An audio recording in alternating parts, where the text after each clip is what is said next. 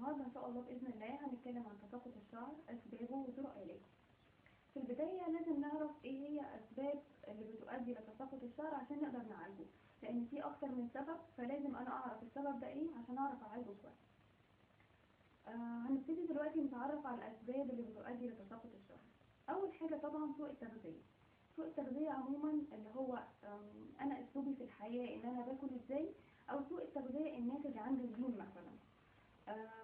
سوء التغذية عموما اللي هو ان انا ما باكلش كويس، فبيبقى عندي نقص في الحديد. نقص في الحديد ده بيؤدي لضعف البصيلة اللي تخلي شعرها كلها ضعيفة، وكمان بيعمل لها حالة بتيجي بتطرق علينا زي الرجيم مثلا. في بنات كتير قوي بتعمل رجيم وبتبقى المهم عندها قوي ان هي عايزة تخس وتخسر وزن وخلاص، لكن مش مهم صحة بشرتها وصحة شعرها.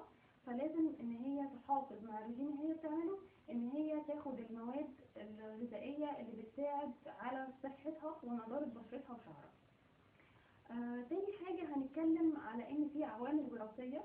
ما نقدرش اي حد مع التقدم في السن مع علامات الشيخوخة بيبقى معاها مصاحب ليها تساقط الشعر، وطبعا شكل الجلد اللي بيتغير، فده ما نقدرش نهمل عامل السن في موضوع تساقط الشعر. رابع حاجة هنتكلم عليها المواد الكيماوية. المواد الكيماوية دي زي ايه؟ زي المستحضرات اللي احنا بنحطها على شعرنا، من كريمات لزيوت لحمامات كريم لشامبوهات لبلسم. انا ممكن ما اكونش عارفة نوع شعري ايه، فبستعمل معاه حاجة ما تنفعش معاه، او استعمل شامبو مثلا او اي مستحضر خاص بالشعر ما يكونش جودته عالية، فبيأثر تأثير سلبي على شعري.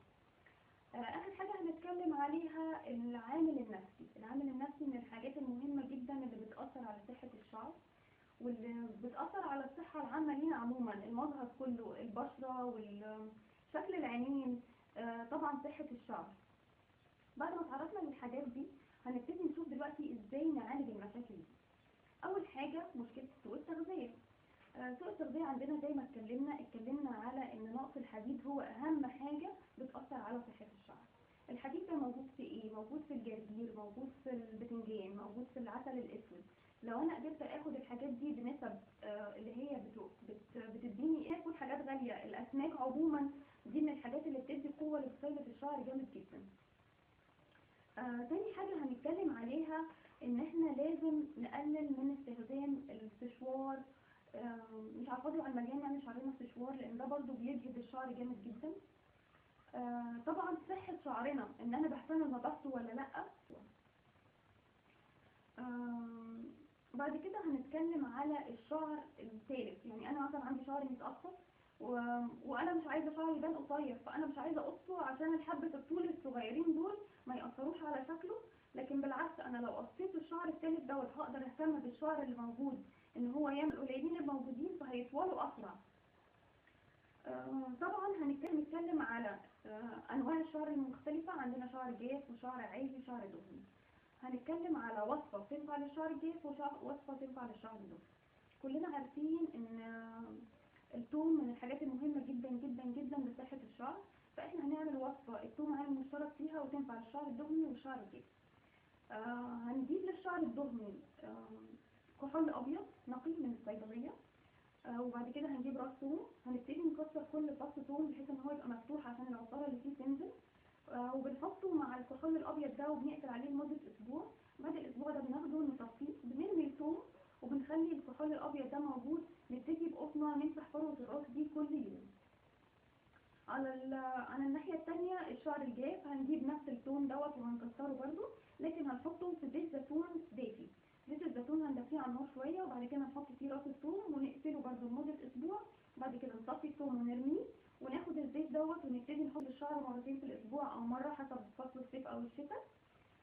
هنخلي عندنا نعناع مغلي ومتصفي طبعا، وهناخد ميه النعناع دي نحطها اخر شفه لشعرنا بعد ما نغسله.